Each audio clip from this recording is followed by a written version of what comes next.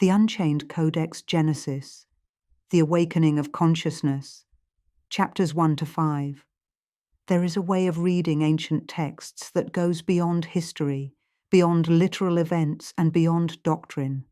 A way of reading that asks not only what happened, but what it means within us.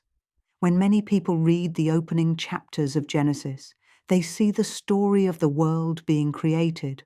But for thousands of years, mystics, philosophers, and seekers have also seen something else. They saw the story of the human mind, the awakening of awareness, and the long journey from innocence into division and eventually back toward wholeness. Tonight, we begin at the beginning. Genesis chapter 1, the creation of light. The first chapter of Genesis describes creation unfolding in stages. Light appears, the sky and the earth are separated, plants grow, animals emerge, and finally, humanity appears. And then there is rest.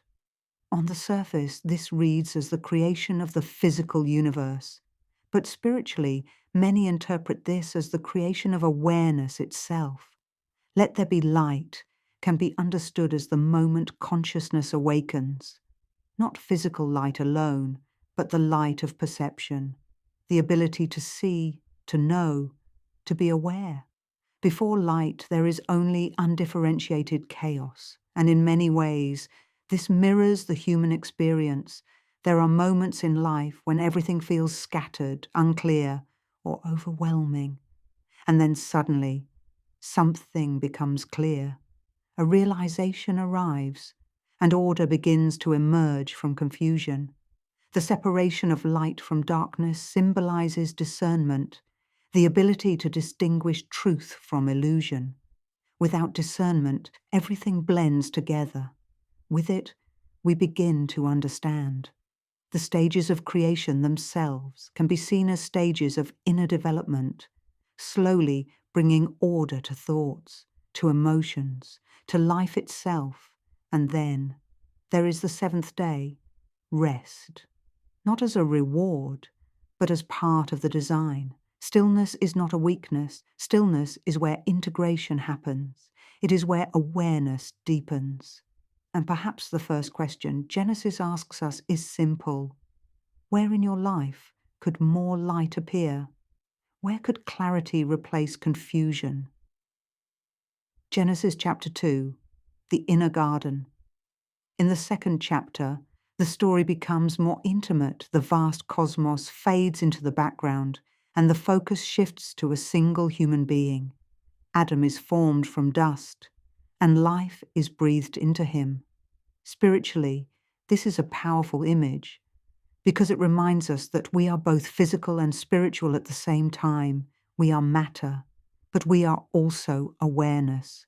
The breath of life can be understood as consciousness itself, the invisible presence that turns a body into a living being. Then we encounter the Garden of Eden. Many spiritual readers believe Eden is not only a place, but a state of mind, a state of balance, a state of harmony between body, mind, and awareness. Moments of peace, moments when the mind is quiet, moments when simply being alive feels enough. In the garden stand two trees, the tree of life and the tree of the knowledge of good and evil. The tree of life is often interpreted as pure presence, direct experience, being fully here, without judgment. The tree of knowledge represents something different, the analytical mind, the dividing of experience into categories, good and bad, right and wrong, better and worse. This capacity is not inherently negative. It allows learning and survival. But when the mind becomes trapped in constant judgment, peace disappears. The story also tells us that Adam names the animals. Symbolically, naming represents awareness, recognizing the different forces within ourselves, instincts, desires, emotions, and bringing them into understanding. And then Eve appears. Spiritually, Adam and Eve are often seen not as two separate beings, but as two aspects of one consciousness, logic and intuition, conscious and subconscious, masculine and feminine energies present in every human mind. And finally, the chapter ends with a profound statement. They were naked, and they felt no shame, a state of being without masks, without fear of being seen, a kind of psychological innocence. And perhaps the question here is this: when do you feel most at peace? What does your inner garden look like? Genesis chapter 3, the birth of ego. In the third chapter, everything changes, a serpent appears, questions arise, the fruit is eaten, and suddenly awareness shifts. Traditionally, this is called the fall, but spiritually, it can also be seen as the birth of self-consciousness.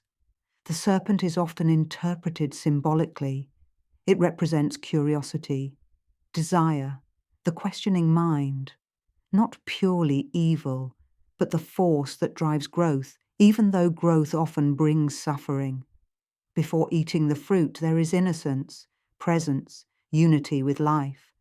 Afterward, something new appears: self-awareness, comparison, fear.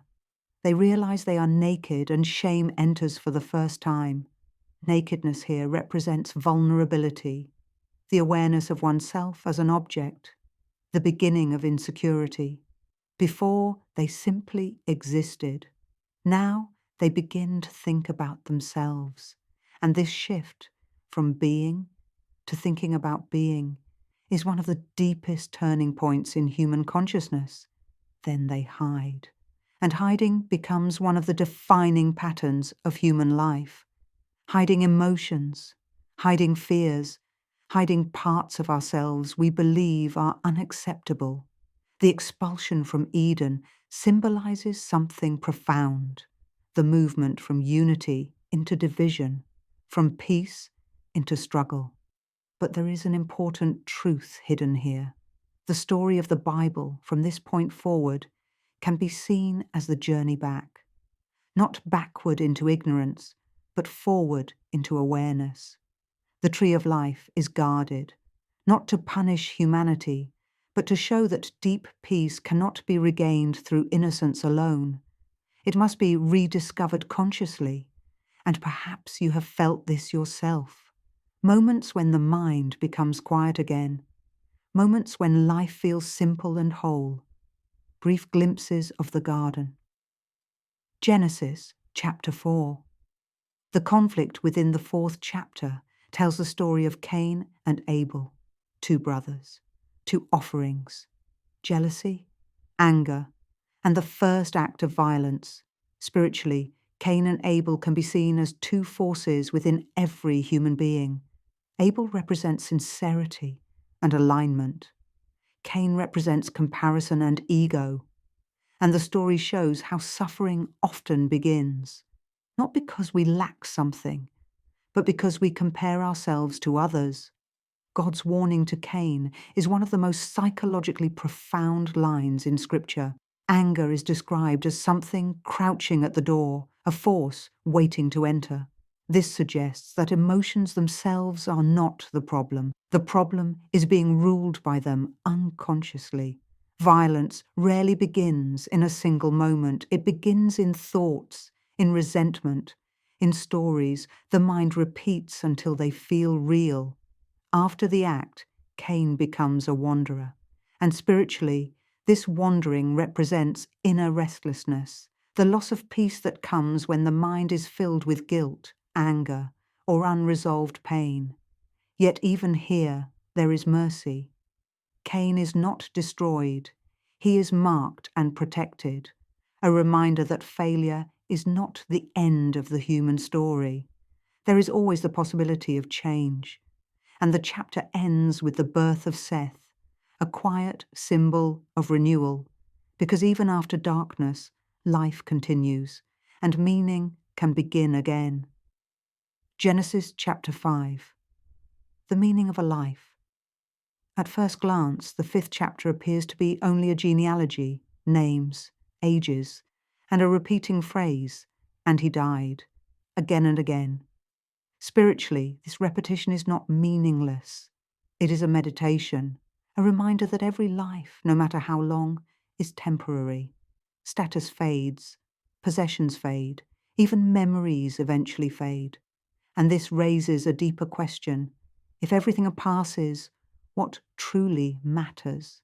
Many spiritual traditions give the same answer: awareness, love, wisdom, inner growth. These are the things that leave a real imprint. In the middle of the chapter, one figure stands apart: Enoch.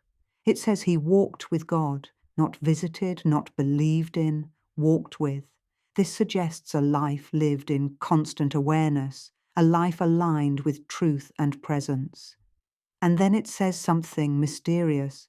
He was not, for God took him. Mystically, this is often interpreted as transcendence. A person who lives deeply in awareness is no longer defined by fear of death or identity alone. They have already touched something eternal. And finally, the chapter ends with the birth of Noah, a name associated with rest and comfort, a quiet reminder that renewal often begins quietly, not with noise, but with stillness. The opening chapters of Genesis are not only about the beginning of the world. They are about the awakening of awareness, the birth of ego, and the search for meaning. These stories are not just about the past. They describe patterns of the human mind that still shape our lives today. So one question remains: where is your light still waiting to be seen?